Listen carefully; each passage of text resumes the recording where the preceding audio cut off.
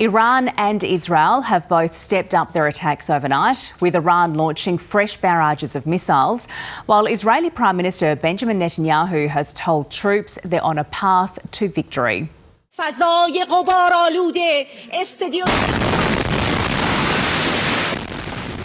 Iranian state TV was among the targets hit overnight, this missile strike interrupting a broadcast as Israel claimed it had achieved aerial superiority over Tehran. G7 leaders are preparing a response at their meeting in Canada, with US President Donald Trump saying Iran is not winning the war and should talk before it's too late. So let's go to our Middle East correspondent Alison Horn, who is in Tel Aviv for us. Ali, what's happened overnight? Yeah, good morning, James. It seems like the rhetoric from both Iran and Israel is continuing to increase. We have seen over the last couple of hours both sides exchanging fire, ballistic missiles and drone attacks here into Israel, and a number of airstrikes and drone attacks into Tehran and further abroad across Iran. Israel says it's achieved now aerial superiority across Tehran. What that really means is it believes that it has eliminated all of Iran's aerial defence capabilities in that area, and the Prime Minister here, Benjamin Netanyahu, says that leaves the path open to Tehran. They're his words. They have issued fresh warnings for people within Tehran to evacuate from certain areas. And that clip that you just saw from Iranian state media, a little bit of background as to what happened there. Israel declared that it was going to strike Iranian state media, which Israel sees as an extension of the Ayatollah's regime in Iran. In that clip, you can hear the female anchor saying that they're not going to go off air even under threat of an Israeli attack because they want the world to see what Israel is doing. And then as the strike hits, there's those plumes of smoke and she runs off screen. Shortly after, they did resume their broadcasts.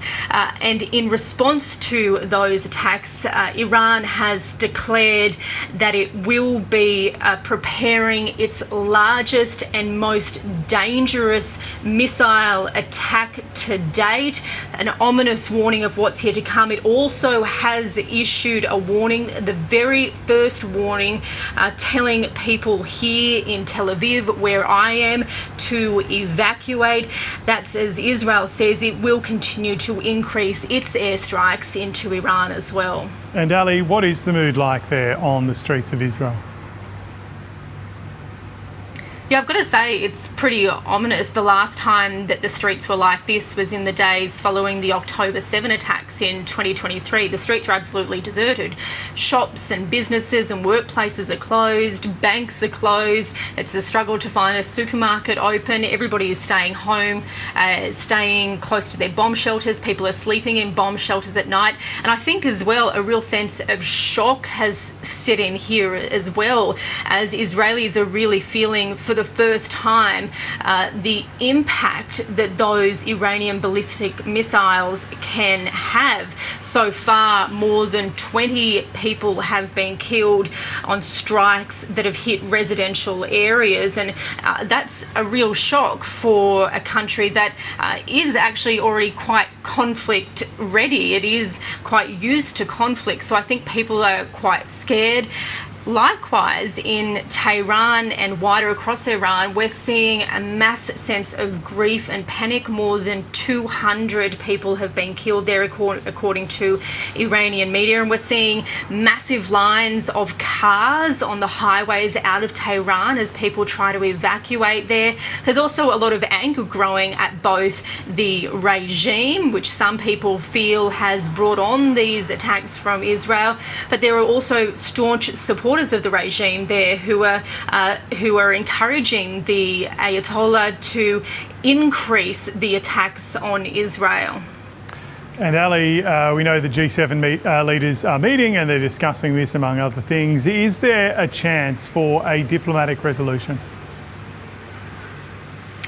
Well, in the last few hours, we've heard reports from several media organisations, including Reuters, that have said Iran has asked some Arab nations around here in the Middle East to act as mediators to try and ask the President of the United States to force Israel into a ceasefire, and in response they say that they will provide some flexibility in ongoing nuclear negotiations that have broken down over the last few weeks.